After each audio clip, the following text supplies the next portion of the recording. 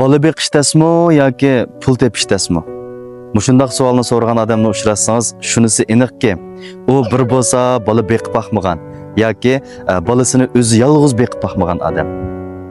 Har qanday xizmatning dam oladigan vaqti bo'ladi, lekin bola beqishning dam olish vaqti bo'lmaydi. Bir ana 24 soat bu xizmatga tayyor holatda turadi. Chunki azroqla diqqat qilmay, bolasiga biror ish bo'lib qolishidan qo'rqidi ham xolamaydi. Bo'libmi bu vaqt 2 yoshga kirishdan burun kechida ko'p uyg'onadi. Animi billa uyg'onadi. Ana uyqusizlikning dardini yetkichi tatidi.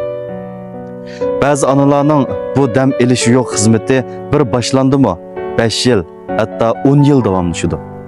O'ylab beqam. Uning hayotida mushundoq 10 yildan nechisi bordi. Bu uyning, bolaning, sizning, hatto ota-onangizning nurg'un ishlarini qiladi. Lekin hech kimning nazariga ilinmaydi. Lekin xizmat qilsangiz dam elishingiz bo'ladi, pulingiz bo'ladi.